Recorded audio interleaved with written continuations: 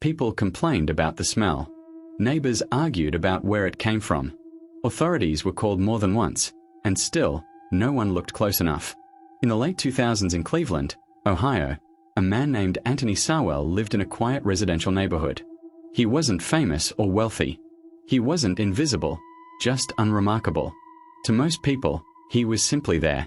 Sowell had a criminal past, but nothing about his daily routine raised immediate alarms. He lived alone, kept to himself, and people passed his house every day without a second thought. Except for one thing, the smell. Neighbors described it as unbearable, rotting, unnatural.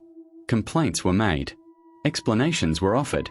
Sewage issues, dead animals. Nothing triggered deeper inspection, and life went on. What no one fully understood was that this house wasn't just neglected. It was hiding something unspeakable.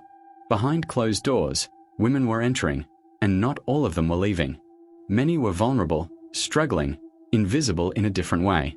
Their disappearances didn't trigger headlines or urgency. This wasn't a mystery buried in darkness. It was a nightmare unfolding openly while the world looked away. What made this case possible wasn't just violence. It was indifference. The women who crossed paths with Sowell shared something in common. They lived on the margins. Many struggled with addiction or unstable housing. Some had already slipped through the cracks of systems meant to protect them. That made them easy to overlook. Sowell understood this. He presented himself as harmless, friendly, sometimes helpful. He offered rides, conversation, a place to rest. From the outside, these interactions looked ordinary, even kind. But behind that appearance, control was building.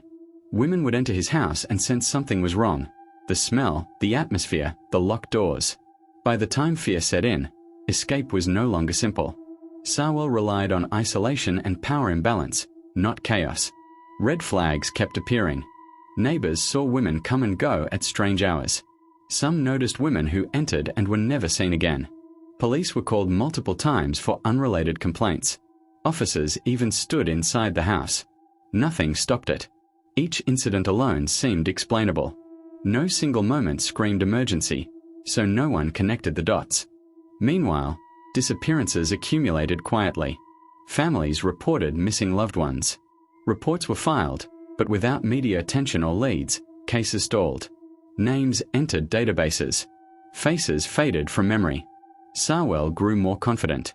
The lack of consequences reinforced the belief that he was untouchable, that the people he targeted didn't matter enough for intervention. When police finally entered the house with intent to search, the truth was overwhelming. What neighbors had smelled for years was undeniable. It wasn't plumbing or animals. It was death.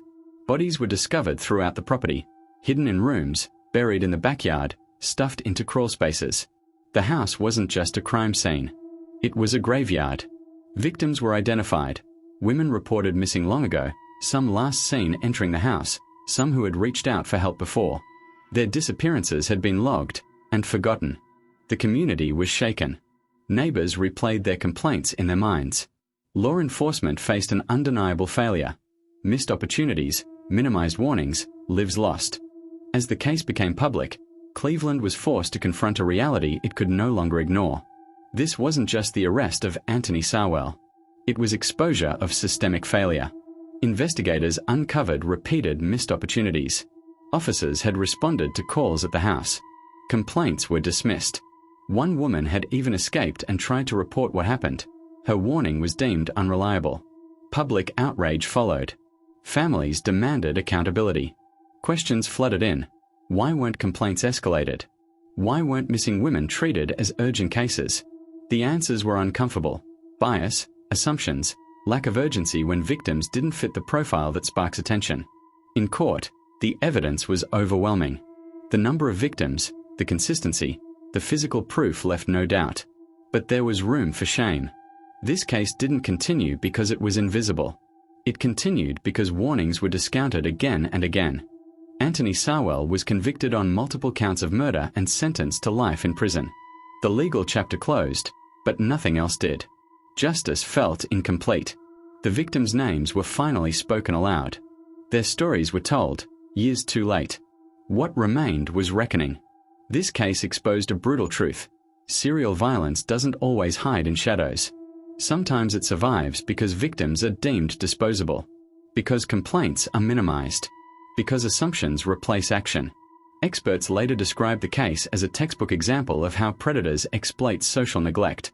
Sowell didn't rely on brilliance or secrecy. He relied on the belief that no one would care enough to look closely. And for far too long, he was right. Because the lesson isn't just about one killer. It's about who society chooses to see and who it doesn't.